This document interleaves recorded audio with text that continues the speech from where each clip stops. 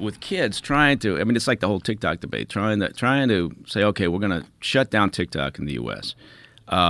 Or we're going to somehow try to enact regulations to keep kids from accessing porn online, right? And just think, okay, yeah, in theory, that's great. Shit, if you can figure it out, but it's just not going to happen, right? Because no matter what you do, once that kid leaves your house and all that technology is still out there, right? Somebody's circumventing it, right? Somebody's figured out some way. And most of these kids, it's incredible how smart these kids are nowadays. They're wizards. Yeah.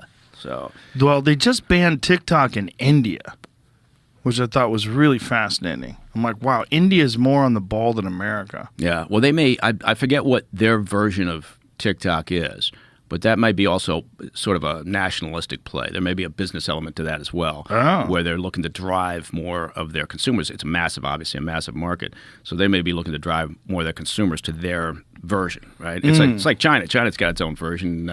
ByteDance. Yeah. What is it called? And you know, so I don't know that the Indian government was just being, you know, thoughtful about its, you know, younger folks. Let's see what it says. It says they actually banned it in summer 2020 with 59 other apps originally.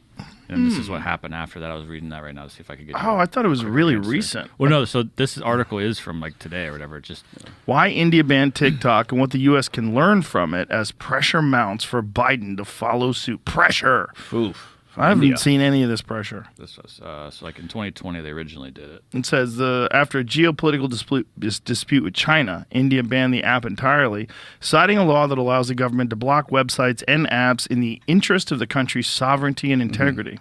All right. Yeah. It didn't stop the like short form video content. It just the content was just going elsewhere. It just moved. Yeah. Well, it goes to Snapchat, Instagram Reels, and YouTube Shorts, which would be fine. But at least, you know, Instagram is controlled by Meta, which is a United States company, and, you know, so is YouTube.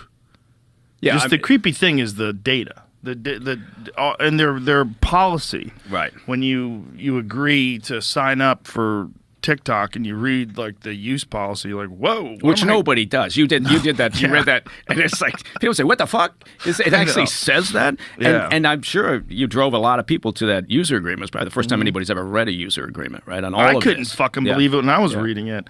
I was like, "Is this you? Wait a minute. They have access to other computers that aren't even on TikTok."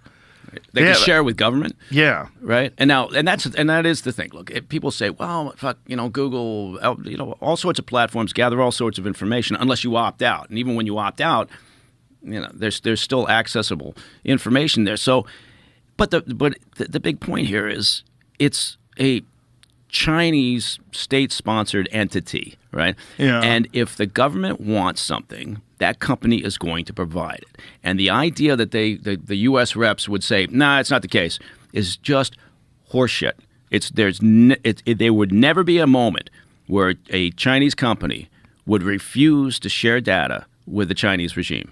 It's not going to happen. And so, you know, believe what you want, you know, but if you actually think that there's a firewall there, then, you know, it's incredibly ignorant or naive or both or whatever. I think most people aren't even aware of the fact that the Chinese government completely controls all business. You really can't have a major corporation without some sort of interaction with the Chinese government. Yeah, there's a couple of truths there. There's no rule of law really to speak of in China. There's no recourse for companies outside of China that are operating there, and anything you take there. I'll give you an example. It's actually this is very interesting.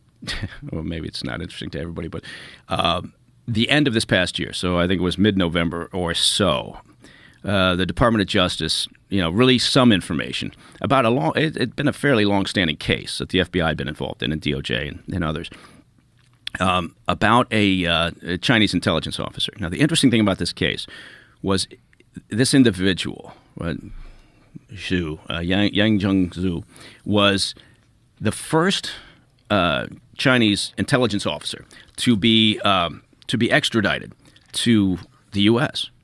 And the story behind this guy is fascinating. He was a fairly senior. He's like a deputy director within the Ministry of State Security there in China. So a career intelligence officer. And he'd had about 20 years of experience. He started 10 years ago or so targeting specifically U.S. Aviation companies, both on the private and the defense side, and the government. And he went after, as just one example of, and he was now sentenced to 20 years in prison, just at the end of this past year. So, as an example, if you look at what he did, it's a perfect case study of how the Chinese intelligence works to gather up information, right? To steal, excuse me, economic intelligence. So hold on.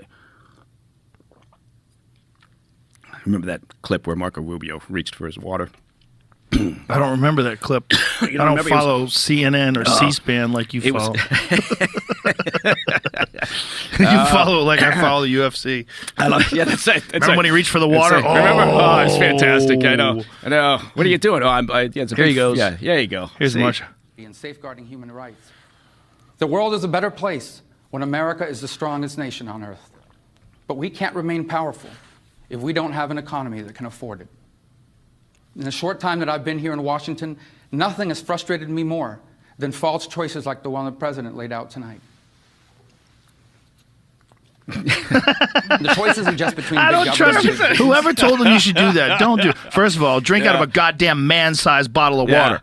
What's up with that little bitch-ass-sized bottle of water? It's like somebody took off an airplane. Yeah, that's ridiculous. So, that's from a little kid's little kindergarten table. And that's all that people talked about after this of course. rebuttal. We're petty. Yeah.